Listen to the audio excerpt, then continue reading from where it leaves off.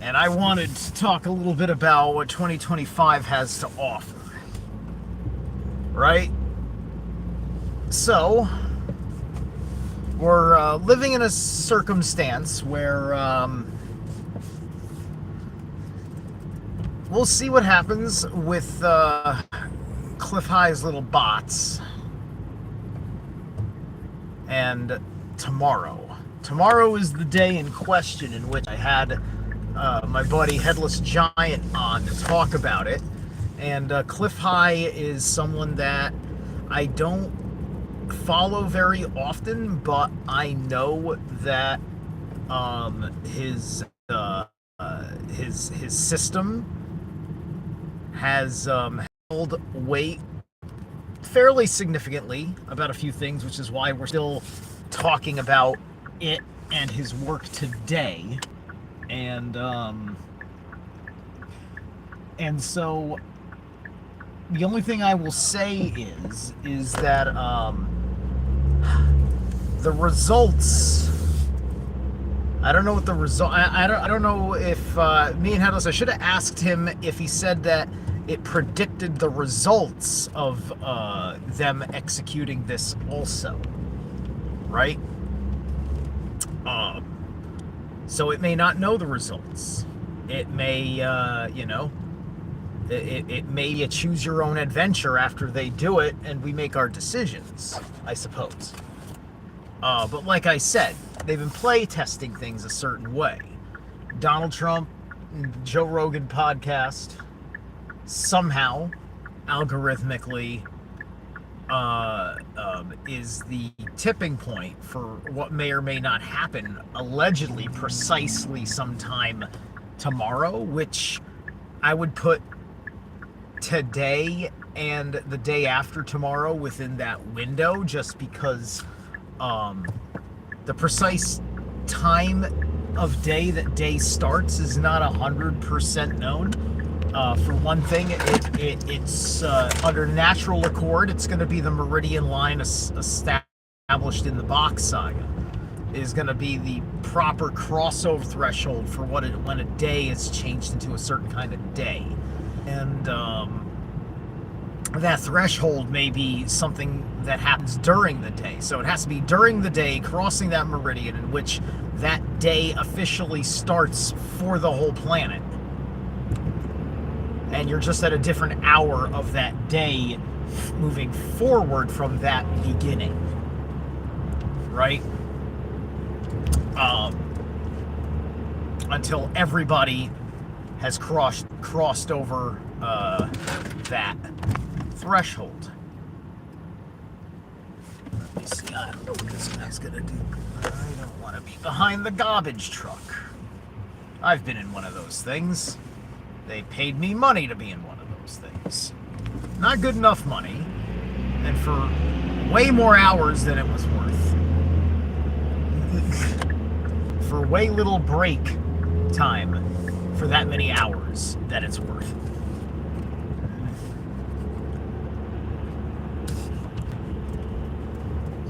And so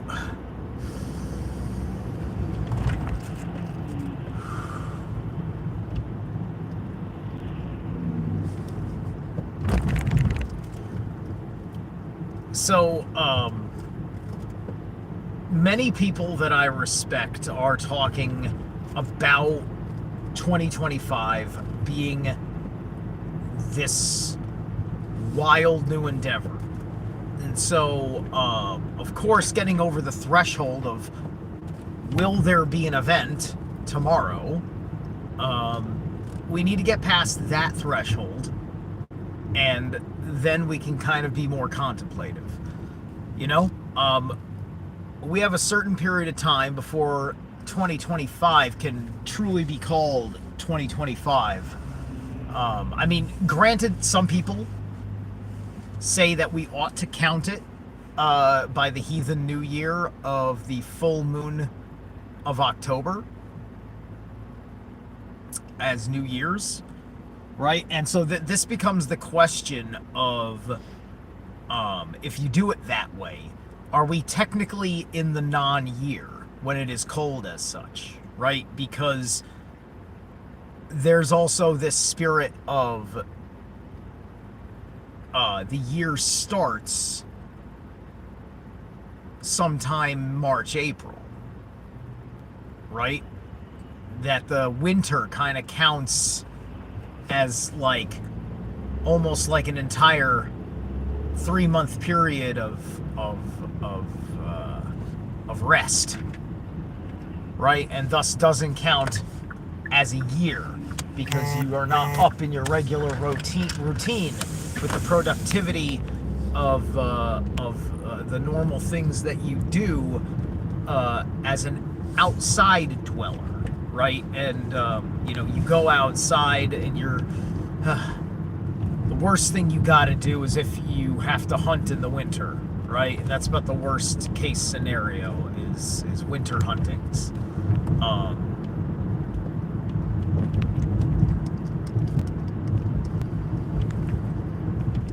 But at any rate,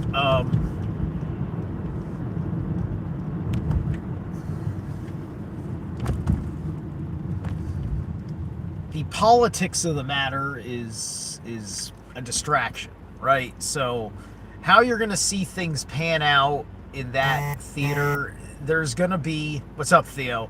There's going to be stuff that happens, right? I think that we might be seeing mass arrests of people that fit the narrative of what you would actually expect with the ascent of this administration, right? Not, only because such a thing has to be done, right? It's just like none of doing it in and of itself moves the needle. We're moving the needle by taking right action, doing difficult things. It's forcing them to do things they don't want to do. They're going to pull off a contingency plan to hold power, by sacrificing their failed agents and assets, which is what's been systematically been going on since they arrested Epstein.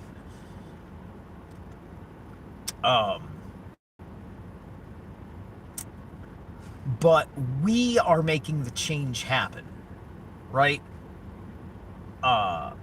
It's not gonna work the way that we think it is, the way we'd like it to work, but it's part of a divine process of the unfoldment for you when you project the will into the field, right? And you now have that presence of the higher force everybody is trying to call upon in the field to make the world, quote, better, right? And we are doing that. We will be doing that with resistance in the manner in which this works. There's no guarantee we will win just because we are on the right side of history or something. So you have to keep training and pushing and working at it and having, hopefully, hopefully there will be something there to keep the fight going. You fail in the fight, because you'll have to fail. Somebody else will have to pick it up if it fucking matters to anyone else but fucking you, right? I don't know. I'm almost 400 subs, but that my view count doesn't go up by very much, right? So who cares, right? I don't know who cares. I know who shows me that they care, because there are those of you that actually like say something in the live streams, leave comments. I run around, I'll notice, hey, somebody shared one of my things. Wow, I've been shared by somebody. This is special. I'm never shared. I'm always somebody's, I'm like somebody's fucking, I'm like somebody's guilty fucking pleasure. That's what that feels like when I don't get shared. It's just like I'm good enough for you, but I'm not good enough for your friends, right?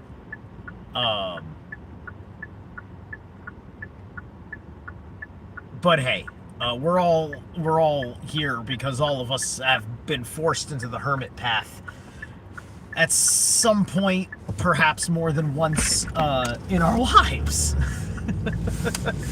And you can almost be seen as being another level of narcissist arrogant if you do it again, and you do it to other people that already went through that, right? You know, it's just like you're around a group of people that, you know, they went through a certain alienation period because of the bullshit way things were done and everything else, and they made new friends, and but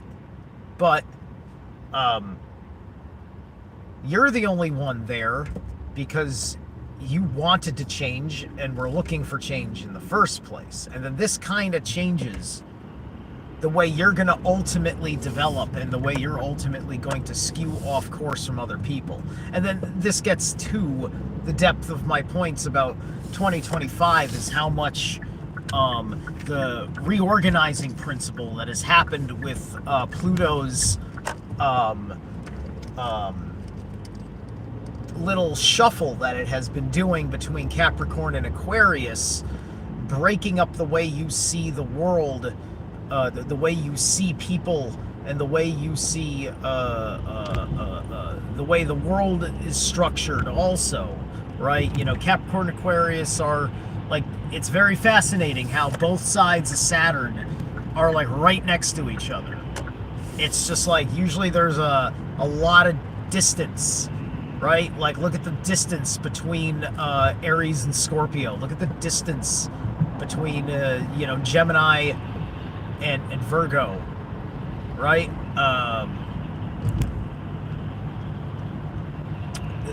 These guys, but you've got Saturn. It's all right there, right? We will be dealing with the next 44,000 years of Saturnian order, right? The sun is in Aquarius, and then when this fucking cycle is done, the sun's in fucking Capricorn. Fun.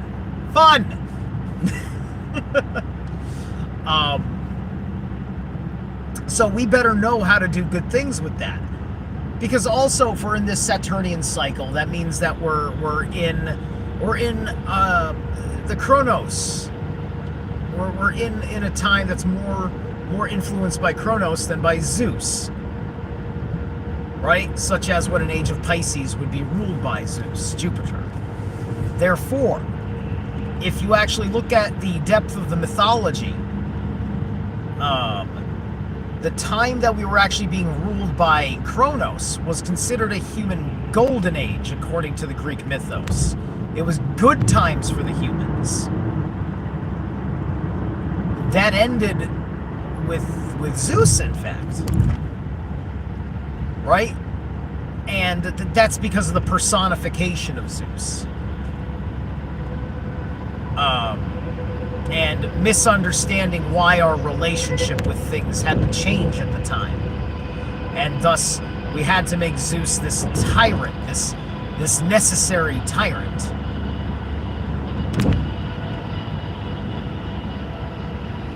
Now we are moving into 2025, and we're living in the emergence of retro trends. Cassette tapes are back. I don't care much for cassette tapes. I'm happy with my high quality MP3s, but I also am happier when I'm at home with the quality of my fucking vinyl. If I'm going backwards for any reason, it's to be fucking superior in audio quality, not superior in technical convenience, in analog convenience. So tape deck, analog convenience, right?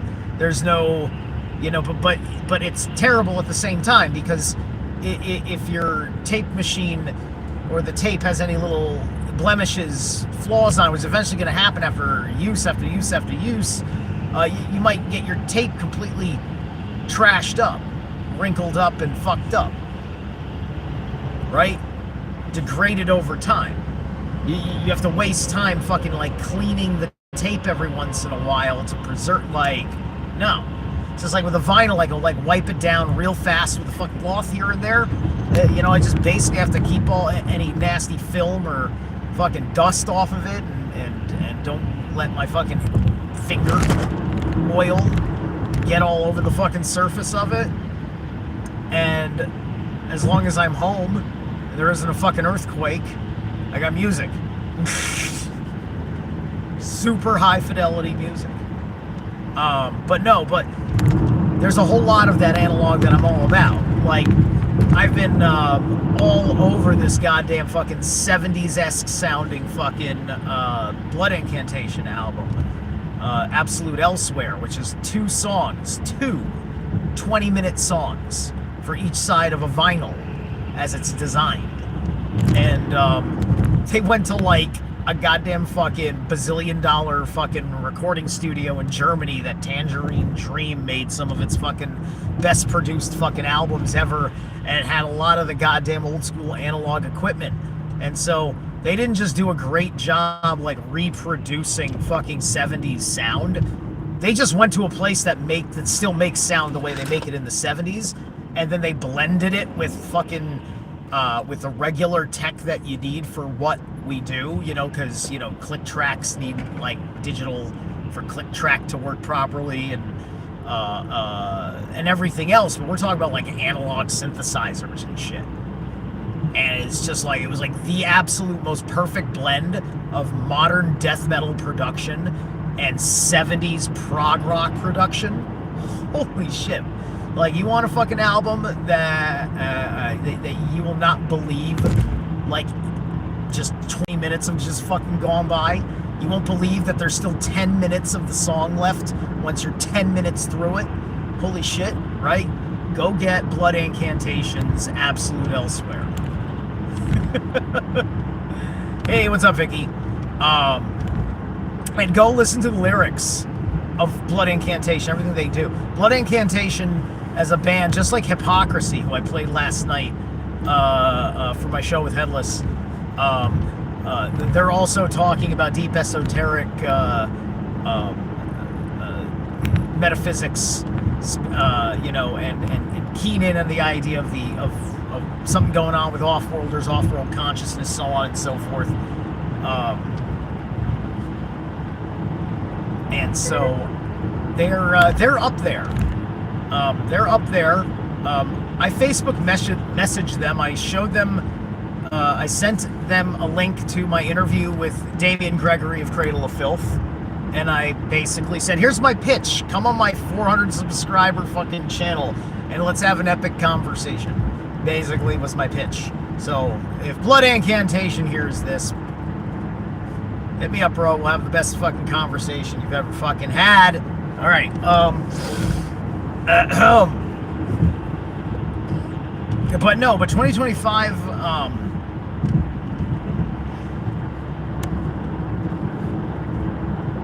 We are, you know, like I think we're seeing everybody kind of with the analog movement. It's just like, I'm happy, like with this Blood Incantation album, we gotta have the fucking best of both fucking worlds to move forward. Moving forward means you fucking improve upon what was perfect in the beginning, right? You know, the biggest thing that's been railed on by everybody, regardless of the quality of a thing when they make it, is planned obsolescence. You know, the light bulb that's only designed to last fucking like 3 months to 6 months, maybe, right?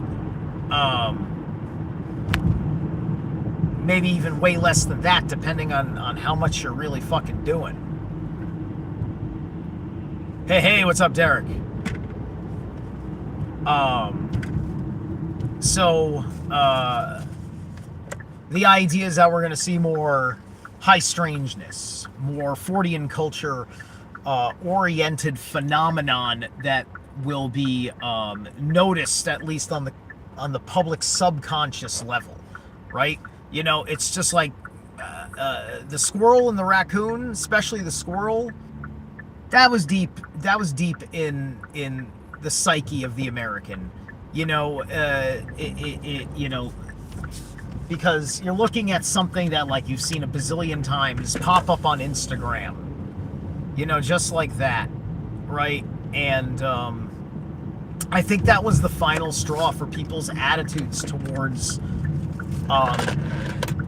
the very nature of, you know, the level of standard that we have lived by which we end up authorizing the state to violate your rights. Because not only was the guy's rights violated, they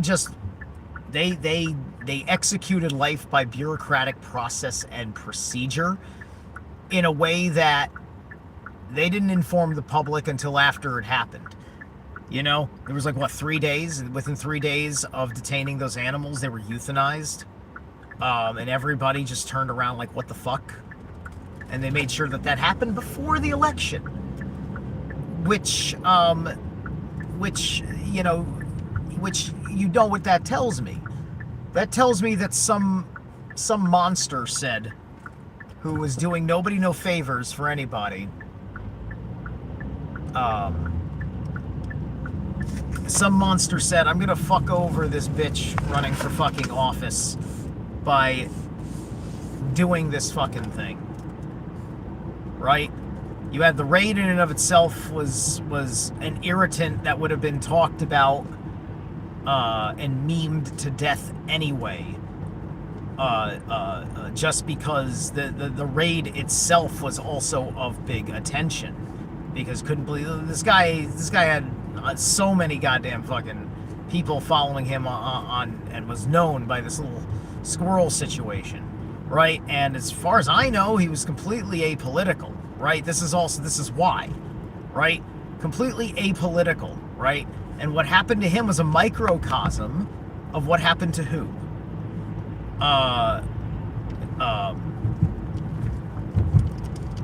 Shit.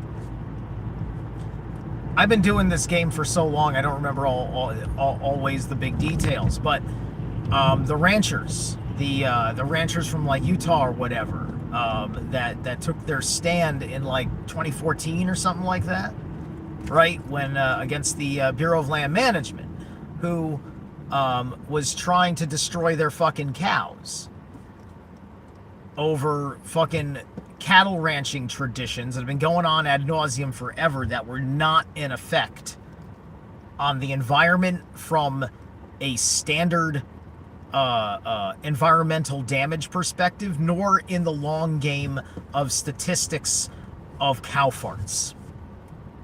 Because this is way before AOC, but the underlying fucking issue that they raided that fucking ranch and tried to fucking take those guys out was methane emissions. In reality, the turtles was just a front for that because they knew they couldn't fucking sell it like that. They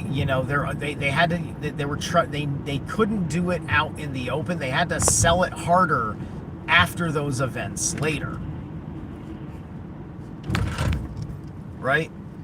So with all of these things of, you know, all of these deep state delights that the world has gone along with, the deep state may still have its power and its authority or whatever, but its in your face human ground game is being almost completely withdrawn. You know, people still want to hold what they think is their own personal values and maybe listen to people that agree with them. But for the most part, I think they're kind of looking for their validation of what they believe on their own, right? They may not have proper knowledge and wisdom like many of us listening to me right now, but they are, they need new voices to, you know, that sound right, that are giving them better arguments for their worldviews, especially any of their worldviews that still hold up, right? Because eventually when you've lost the argument, it means you've lost the ability to say that the context of the words I am saying are a viable reality, right? Where in your, you know, where you're defeated in your own mind. by the argument, right? Because the purpose of the argument, which is to project your world onto others, has been defeated, right? And if you have the sufficient wits to defend your world, then your world is going to fucking prevail.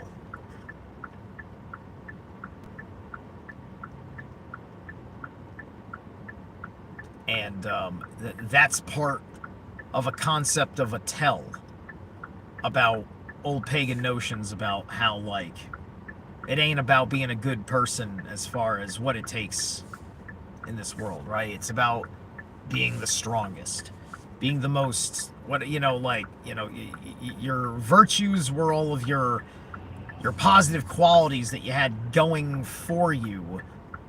Not how kind and selfless of a person you are, right?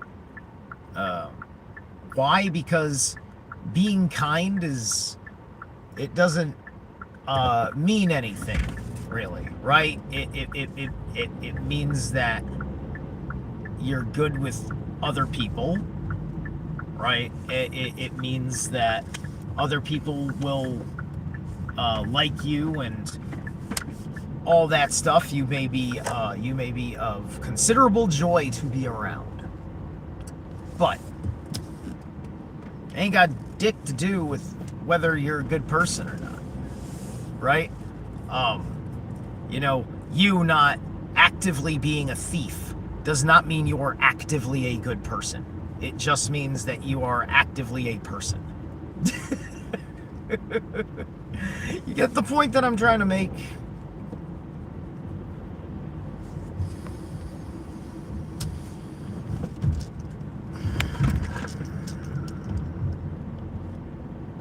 So everybody's reorganizing their social constructs, right? I think that a lot of people that were of a much more radical disposition 5 years ago, the ones that are still here and have not fucking gone and aren't going through the fucking soul deterioration process as the result of the curse they put on themselves, because they've made new decisions, they've turned themselves around, they've revoked their own invocations and evocations, if you will. They may start popping up into your life and giving you some sense of doing things a different way before. I feel like I'm ahead of this game again, just because I've already had these kinds of little things happen. I had a personal wave function collapse. I think I talked about it, where I ran into my old bassist who I hadn't seen since like the early 2000s. Granted, we're hardly talking yet, but after Christmas, hopefully he's gonna have some time. We might jam and hopefully get a fucking band or something started. Which, oh, by the way, I released a 3-minute scratch track last night on my music channel. I have a second channel that I keep separate from this channel called Zeralath Shreds. Zeralath Shreds. So you can tune into that. And, you can give that 3 minutes. I'm using a drum track from Arnold Kakauka. But 250 beats per fucking minute, this goddamn beast. Right? And, I enjoyed it. I enjoyed my own playing for the most. My solos are still not there yet. Granted, I really got to sit down and spend more time thinking about what a solo is going to be, whereas I'm just kind of putting in like, well, if I was taking this song seriously, I would write a more serious solo right here. Then I kind of strangle a cat for about 20 to 30 seconds. and then it's back to some ridiculous fucking tremolo picking. It's got a very blackened death metal fucking vibe with the particular drum line that I picked up for this SOB. Ugh. Hey, what's up, Bane Bear? Oh, and Adam Weber is here. Thank you. So,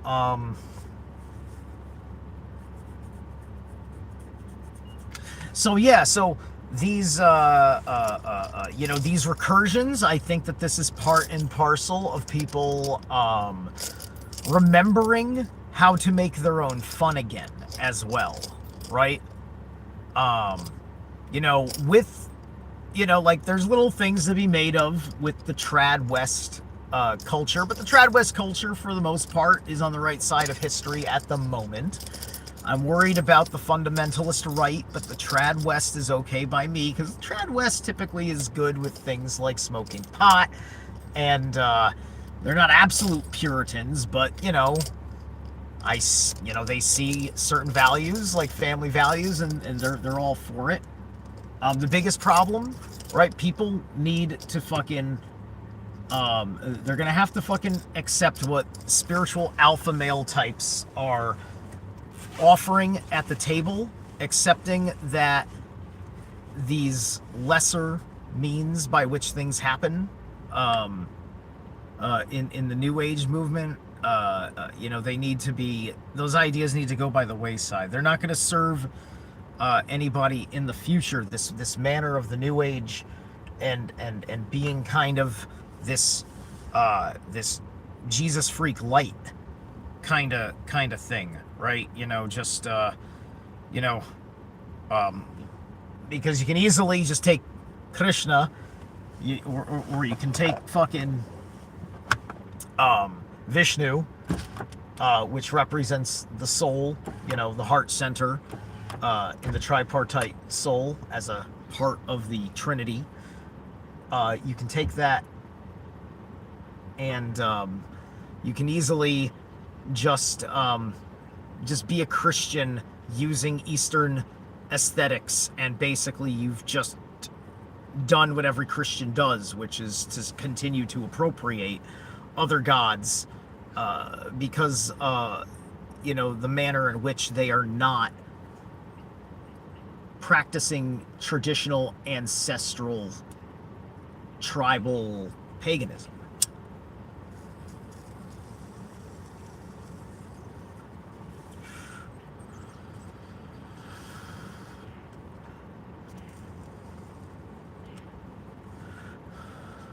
All right.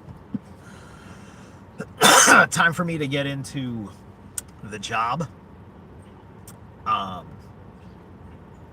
And keep an eye on all sorts of interesting things. We're going to see what happens with the continuing collapse of the psychic field of the agents of the elites. The agents of the elites. The elites, we'll see what the elites have up their sleeve.